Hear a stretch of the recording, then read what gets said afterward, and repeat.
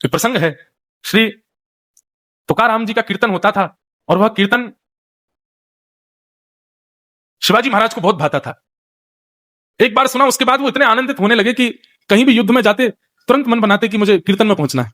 और जब वो कीर्तन में जाते थे तो कीर्तन में जाते समय अपना राजकीय वेश त्याग करके जाते, अपने सुरक्षा कर्मियों को भी त्याग करके जाते। छत्रपति शिवाजी महाराज कीर्तन में बिल्कुल साधारणतया जैसे आप सब ऐसे ही बैठ जाते और बैठ करके सुंदर मधुर कीर्तन सुनते थे। शत्रु तो बहुत थे उनके, और सब अधिकतर मुगल शत्रु थे। वो सब गुप्तचर घूमते रहते थे कि कोई अवसर ऐसा मिले जब हम इन पर आक्रमण करें। तो शिवाजी महाराज को ऊपर आक्रमण करना मतलब हिंदू समाज जो उस समय खड़ा था, हिंदू राष्ट्र सनातन धर्म जो खड़ा था, वो सब पर आक्रमण हो जाएगा एक साथ ही।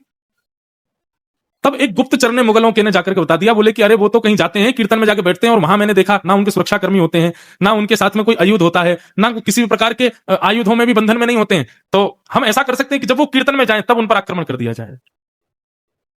मुगलों ने पूरी महाराज योजना बना ली और अगले कीर्तन कहां होना है, कैसे होना है, सारी उसकी जानकारी लेकर के छद्म वेश धारण कर लिया सबने, एक दूसरा वेश धारण करके, और वहां आक्रमण के लिए तैयार हुए।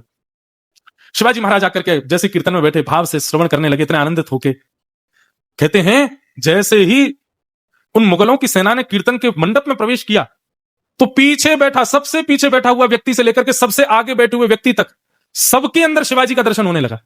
सब शिवाजी महाराज की तरह दिखने लगे। और केवल एक सैनिक को नहीं, जितने सैनिक गए थे आक्रमण करने, सबने जाकर के देखा तो सबको असंख्य शिवाजी महाराज वहां कीर्तन के मंडप में बैठे हुए दिखाई देने लगे। महाराज सब लोग अपने अपने भाव बचा करके भागे वहां से और जाकर के कहा, बोले महाराज ठापना, वहां तो एक नहीं, वहां तो असंख्य शिवाजी हैं। हम तो ऐसा सोचते हैं शिवाजी को कुछ होता क्यों नहीं, इतने युद्धों के बाद भी वो खड़े क्यों हो जाते हैं। हमें तो लगता है एक नहीं हजारों शिवाजी हैं, हर युद्ध में नए शिवाजी आते हैं। लेकिन वास्तविकता यह थी कि कीर्तन का ऐसा प्रताप, कीर्तन का ऐसा भाव कि वहां बैठे असंख्य वैष्णवों में शिवाजी का दर्शन होता था।